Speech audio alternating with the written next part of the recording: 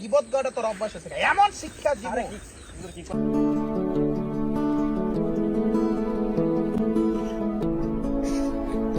হ্যাঁ ভাতিজা, কি অবস্থা? আসলে বালানি তোর? হ্যাঁ কা আসলে ভালোই। তোমার কি অবস্থা? তোমাদের বিলাল ভাই কই? আর কোন মানুষ বসতে বিশ্রে হের কথা কস, হের কথা আমার সামনে ক লাগে নাকি?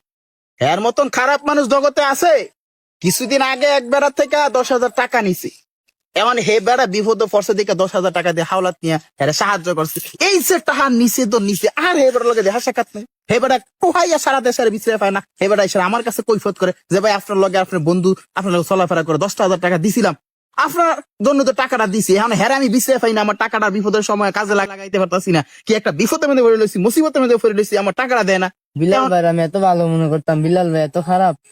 হ্যাঁ লগে তো আমি চলি, আমি জানি হ্যাঁ কেমন। আমার চাইতে বেশি তুমি জানবা। হ্যাঁ ছোটবেলা থেকে হ্যাঁ লগে আমার চলাফেরা, হ্যাঁ যে কতটুকু বালা না বলে এটা আমার সাথে কে জানবে? ওই তো বিলাল ভাই আইতাছে। কেউ জাভেদ, কি অবস্থা? হ্যাঁ ভাই ভালোই। তোমার কি অবস্থা? আলহামদুলিল্লাহ। আরে দোস্ত তোর কোন সময় কি অবস্থা? আছি ভালো। আমি তো এতক্ষণ বয়সে সেটা ইয়ে হ্যার কাছে তোর খুঁজতেছিলাম, বিলালের দেখি না বহুদিন ধরে। তাই নাকি? হ্যাঁ তোর আমি তো কথা অনেকদিন ধরে দেখ আমার সাক্ষাৎ হয় না, কি অবস্থা? সাহস তো আর গোড়া দেখবি কইতে। তাই নাকি? কি জাভেদ, চললে ভালো? হ্যাঁ ভাই ভালো। ওই দিনকাল কেমন চলতেছে? ঈদ কেমন কাটলো? হ্যাঁ ভালোই। আলহামদুলিল্লাহ। হ্যাঁ হ্যাঁ, ও তাই নাকি? আচ্ছা আচ্ছা আইতাছি। এ তোরা কথা বল, আমার বাড়িতে একটা জরুরি ফোন আইছে, আমার এখন যাওয়া লাগবে। ঠিক আছে? আচ্ছা, ঠিক হ্যাঁ, আছে। আমি পরে আবার কথা বলবো। ওকে, আচ্ছা ঠিক আছে। যাই। আসসালামু আলাইকুম। তো কি অবস্থা? ভালো না? এতক্ষণ কি আলোচনা চলছে রাজুর সাথে? ভাই আপনারা আমি এত ভালো মনে করছিলাম, আপনি এত খারাপ। একজনে 10,000 টাকা আনছিলেন আপনি, আজকে কতদিন রাজু ভাই বললো যে আপনি ওর টাকা দেন না, কতদিন ধরে একজনের টাকা মাইরা খাইছেন আপনি। এটা কি রাজুই বলছে না? হ্যাঁ হ্যাঁ। আচ্ছা ঠিক আছে, তো পরে আবার কথা হবে। ঠিক আছে। আরে বিলাল ভাই, রাজু ভাই কই? রাজু ভাই তো অনেকদিন ধরে বিচারতেছি, দেখি না। একটা কাজ ছিল, ঠিক আছে, রাজুর জন্য ওই ইলেকট্রিক কাজ ছিল আমার রুমে। মেরিটের কাজের জন্য রাজুর বিশ্রাই দিয়েছো? ভালো মানুষ বিশ্রাইলে হয় না? সে তো আসলে লোক হিসাবে ভালো না। কি বলেন? সে তোমার ইলেকট্রিক কাজ করে, সে প্রায় জায়গায় কারণ আমি তার সাথে শুরু থেকে বড় হয়েছি, তো আমি প্রায় সময় দেখছি যে অনেক ঘরের মধ্যে কাজ করতে গেলে সে উল্টাপাল্টা কাজ করে।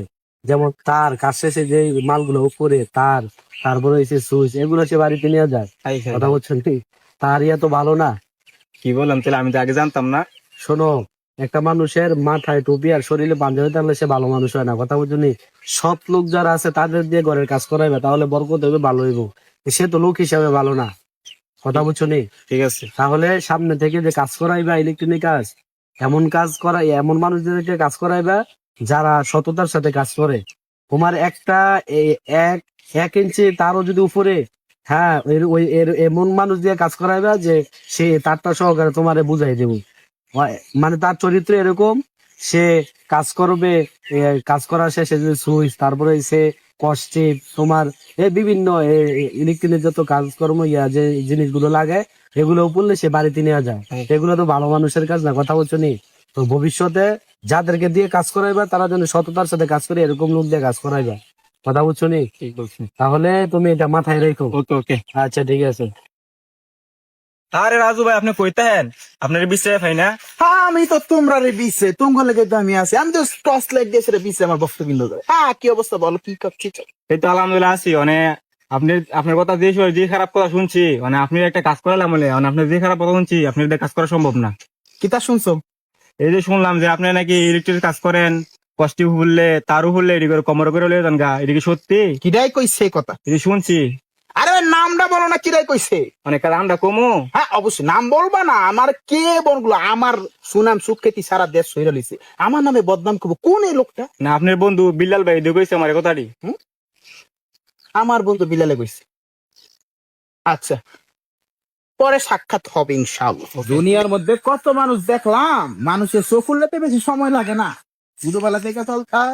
এই থাম থাম থাম, কি অবস্থা, ভালো আছেন নি? হ্যাঁ ভালো আছি, বহুত বিষ বেদনা আছে শরীরের লাগে, বুঝছস? তোর লাগে একটা ঝগড়া করার জন্য শরীরে বহুত বিষ বেদনা লিখে কি হয়েছে, কি হয়েছে? আমার নামে তুই কি বদনাম গুলা কইতাছ?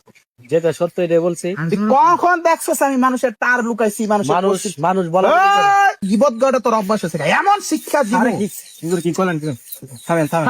আপনারা জ্ঞানী মানুষ যদি ঝগড়া করেন তাহলে অন্য মানুষ কি করবে? আপনারা কি সমস্যা? কালকে বিচার হবে, বিচারের মধ্যে বলেন, দুজনে তো বিচার হবে। যে খারাপ কাজ করছে, যে জীবত পেয়েছে, তারই বিচার হবে। কালকে বিচার বিচার বসানো হবে। সে তো আমার শরীরে হাত দিছে। এটা কালকে দেখা যাবে কে কি করছে। শরীরে হাত দেওয়ার কাজ করছস? থামেন থামেন, কালকে বিচার হবে। দেখেন, আপনারা কালকে দুজন ঝগড়া করছে, ঝগড়া ভালো না।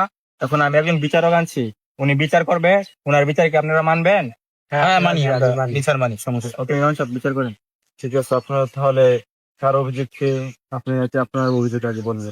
ইমাম সাহেব, আপনি তো কোরআন হাদিস মানুষকে শিখান, পড়ান, এটা জানেন। আপনি মানুষের গীবত গাওয়া যে কতটুকু জঘন্যতম অপরাধ, এটা অবশ্যই আল্লাহ কোরআনে বলে দিছে। এই যে একজন মানুষ আরেকজন মানুষের গীবত গাইলে মৃত ভাইয়ের গোস্ত খাওয়া সমান। এই বেলাল আমার নামে, আমি চোর, আমি বাটপার, আমি মানুষের এই তার মার যা আছে সব পকেটে বইরে নিয়ে যাই, অসংখ্য গীবত আমার নামে কইছে। এই যে অনর্থক আমার নামে মিথ্যা অপবাদ দিছে, আমি এটার বিচার চাই। আপনি যথাযথ বিচার করেন। ঠিক আছে, আমি আপনার অভিযোগ শুনলাম। তো আপনি ওনার নামে যা অভিযোগ করছেন, অবশ্যই ইনি শাস্তি প্রাপ্ত, শাস্তি পাওয়ার যোগ্য। কিন্তু এখন আমি গতকাল রাস্তা দিয়ে আসতেছি, আসার সময় দেখতেছি আপনি জাবেদের সাথে বৈশা এই বেলাল ভাইয়ের নামে আপনি এই গীবত করতেছেন। আপনি যে এখন যে তার নামে যে অভিযোগটা নিয়ে আসছেন, সেই একই ভুল কিন্তু আপনিও করেছেন। এখন উনি কিন্তু আপনার নামে সেই সেম অভিযোগ দিবে। তাহলে আপনারা দুজনেই এই কি গীবতের সমান, যে দুজনে সমান ভাবে শাস্তির যোগ্য। তো হাদিস শরীফে আসছে, আল গীবাতু আশাদ্দু মিনাল জিনা, গীবত জিনার চেয়েও নিকৃষ্ট। তো জিনার চেয়ে নিকৃষ্ট, অর্থাৎ নিকৃষ্ট কিভাবে? আপনি যখন বিলাল ভাইয়ের নামে আপনি গীবত বলছেন, তখন বিলাল ভাই যতটুকু কষ্ট পেয়েছে, বিলাল যখন আপনার নামে গীবত বলছে আপনি যতটুকু কষ্ট পেয়েছে, ততটুকু আপনি যখন বিলালের নামে গীবত বলছেন তখন বিলালও সেম কষ্ট পেয়েছে। অতএব দুইজনেই সমান শাস্তির যোগ্য। এখন আমি চাই যদি বিচার করতে হয়, দুজনের বিচার করতে হবে। এখন আমি চাই, আপনারা আগে ছিলেন দুজনে বন্ধু, তো মানুষ বলতে ভুল হইতে পারে। এখন ভুলগুলো শুধরে নিয়ে আমি চাই আপনারা দুইজন আগের মতো বন্ধুত্বপূর্ণ আলাপ বজায় রেখে একসাথে চলুন এবং এগিয়ে যান, সবাই মিলেমিশে যার যার কাজ ইনশাল্লাহ করব। কেউ কারণ নামে গীবত আর বলবো না। আজকে বিচার থেকে আমরা শিক্ষা নিলাম, এখান থেকে আমরা আর কখনো গীবত বলবো না। এখন দুজনে কোলাকুলি করেন, মুসাফা করেন।